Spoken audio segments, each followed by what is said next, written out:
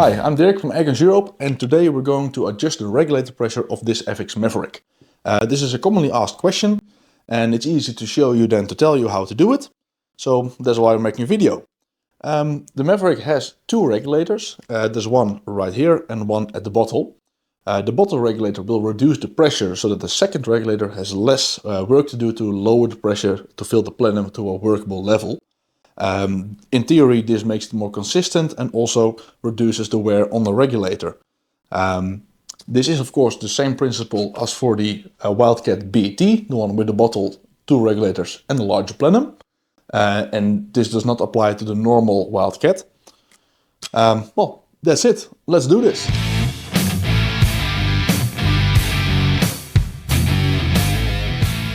Alright, we got the rifle ready, and first thing we're going to do is to make sure everything is aligned. As you might notice on the Maverick or the Wildcat, that the regulator adjustment screw, this one right here, is not really easy to reach because it's not really aligned. So this might be rotated up or down. So with the Wildcat, for example, you can see that it's actually rotated down into the stock, and then you cannot be certain not to reach it. So what we're going to do is to degas the rifle, adjust the tube to have it aligned correctly. And yeah, you'll need some Allen keys for that to take it out of the stock. But first we have to degas the rifle. To do that, we're just going to unscrew the bottle. The bottle has its own valve, so it won't fly through the living room, so no issue there. But do note, there will always be some pressure in the rifle. So in the plenum, for example, you can see it on the gauge here. To empty it, there's a couple of tricks. One thing to do that is to put the hammer on this lowest point and just shoot a couple of times. Now, of course, this part is completely optional. You only need to do this if your tubes are actually out of alignment. If you can just access your regulators without any issue, then of course you can just, well, skip ahead. Make sure it's completely empty.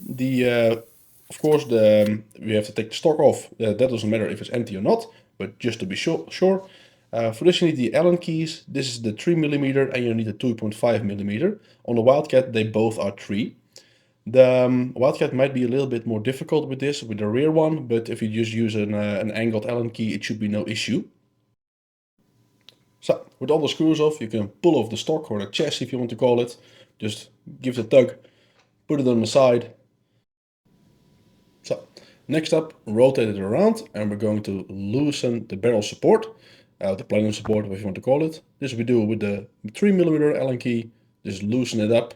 Don't need to take the screws all the way out, just make sure it's nice and loose.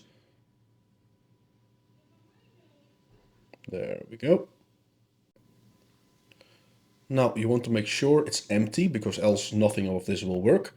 We're going to rotate the tube. So it's inside this clamp, and if it's now we can just give it a nice tug. It might be a bit tight, and make sure it's all aligned. There we go. Yeah, that's nice. Now we have to realign the barrel, so clamp on the regulator tube and realign the bottle, the bottle adapter. So a bit better for me. So yeah, well, that's nice. Perfect. Now everything is aligned and we can completely adjust both regulators within reach.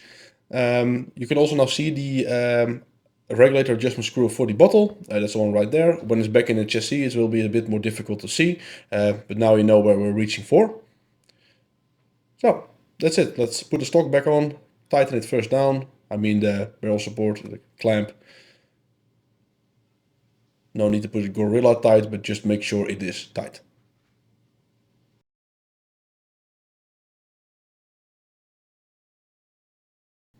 Perfect. Well, let's put it back in the chassis. Might be a bit difficult or finicky to put it in because it's clamping a bit. Just make sure you're not scratching anything. I give it a nice squeeze. Make sure it's all aligned. Put in the rear screw. Tighten it. Give it a nice tug. So. Now the second screw.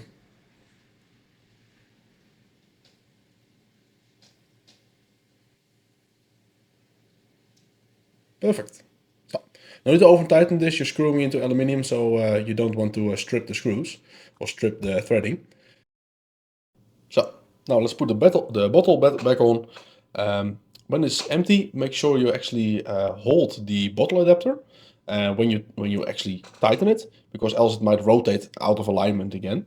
When there's a little bit of air inside, it will tighten itself and it will not rotate.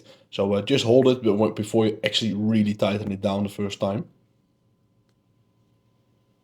So now we're all done and we can continue the tutorial.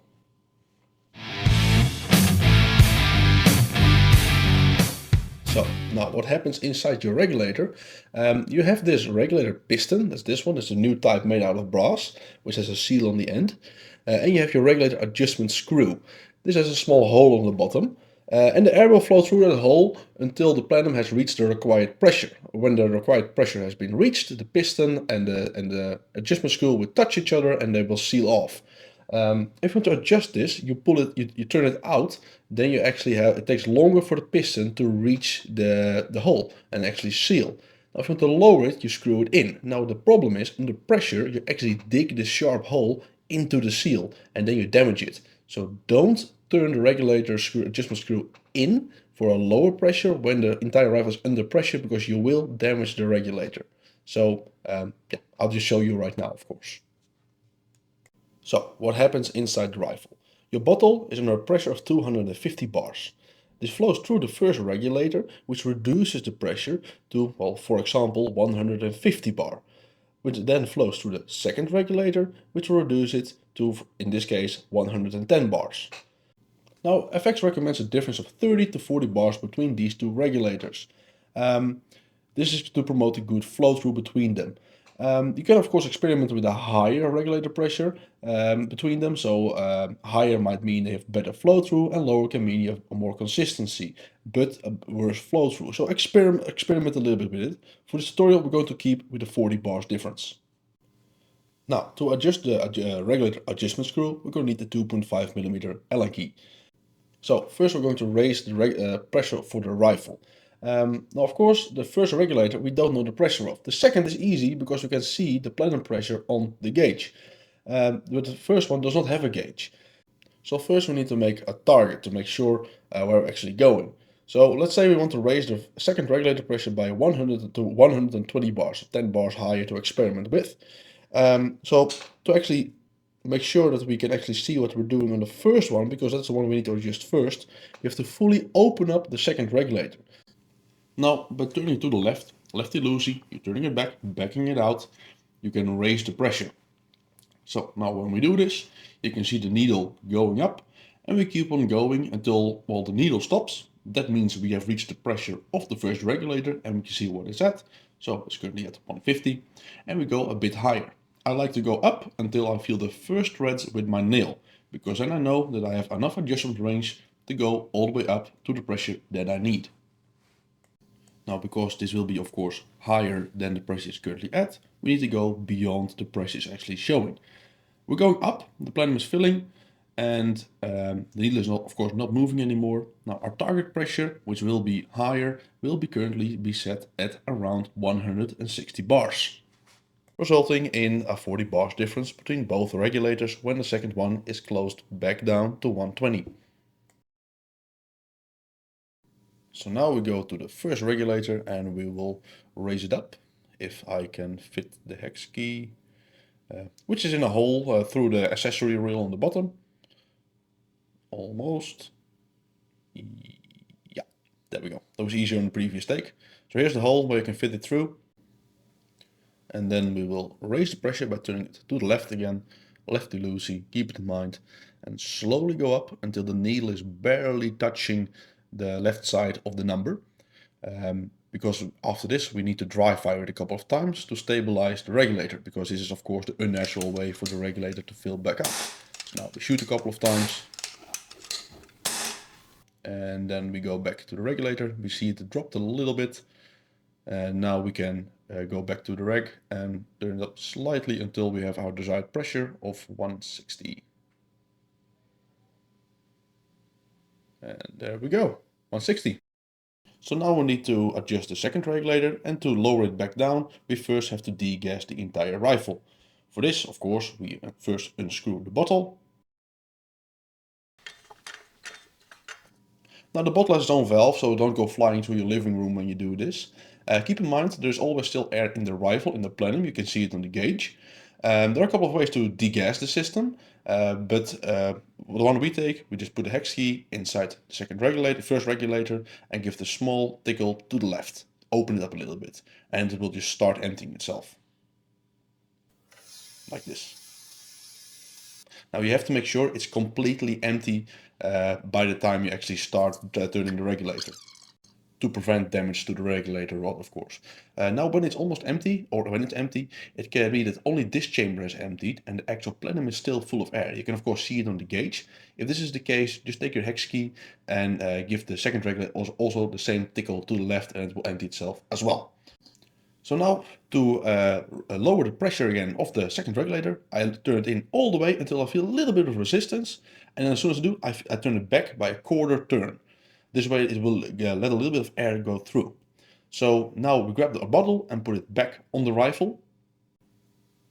Now make sure you let a little bit of air skip into the system before you actually tighten it down, so that all the seals are tight and you won't turn the tubes out of alignment. Now you can see there's only 25 bars or so because the regulator screws in all the way. So now we're going to open it up until we have a desired pressure, which is in this case of course 120 bars. So we turn again to the left, small steps going up. You see it rising. Just keep going until we're very close to the point where we want to be. So where we, for example, are close to the 100 and at 110. So we'll quickly take a couple of shots to stabilize the regulator again, make sure it's filling on its natural way. Because of course, again, this is not the normal way how the plenum should be filled, so make sure you do this a couple of times to make sure, because else by the time you're done, it's actually 10 bars lower. So now raise it up again a little bit by 10 bars until we're just with the needle. Take a couple of shots again. Don't run out of air. There we go. Yeah. Just a little. There we go. Perfect. 120. So now we have 120 on the second and 160 on the first. So now let's say we tested and we found out the 120 bar is not good for us. We want to go back down. So let's say you go back down to 110. Well, no problem, let's do that. Now this first regulator will have a too high difference. That is no problem, but for the sake of the tutorial, let's say we went very high with the pressure and want to go back down all the way, we're going to lower the first regulator as well. So we first need to open up the second regulator to make sure we can see our target pressure of, well, in this case, 150 bars. So we open it up until we go at least beyond the pressure that we need, so we can make sure that we can actually read our target pressure. So we open it up again, turning to the left, lefty-loosey, until we are beyond our target pressure of 150. So now we degas the system so we can lower the pressure of the first regulator again. So for this we do the tickle trick again and we turn it to the left slightly until it empties itself.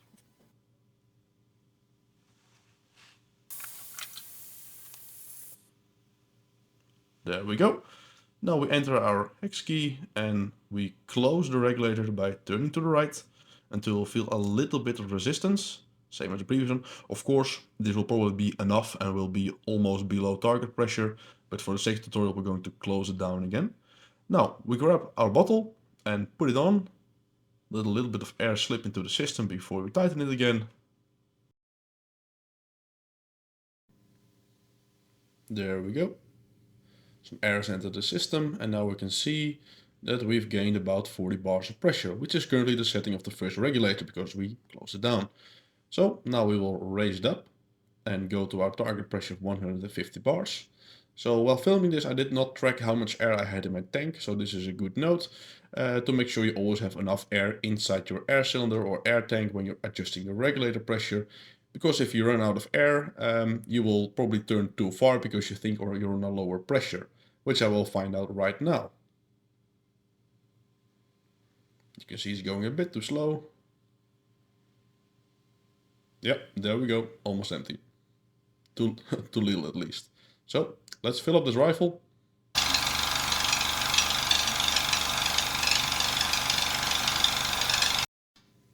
So now that the rifle is back filled up, we can continue. So now we're at about almost there. And when we're nearly there, we just quickly take a couple of shots to make sure our regulator is stable and filling naturally. And just a little bit more. There we go, 150. So now we're going to empty the rifle and screw the second regulator back in.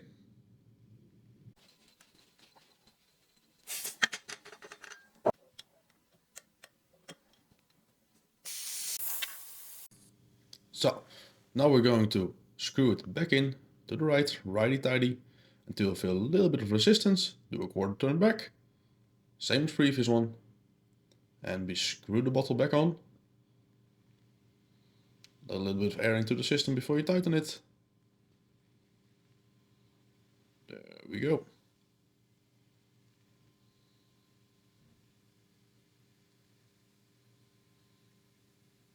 Wonderful. Enough air in the system? Yes. So take the hex key and we turn it to the left. And the pressure will raise up.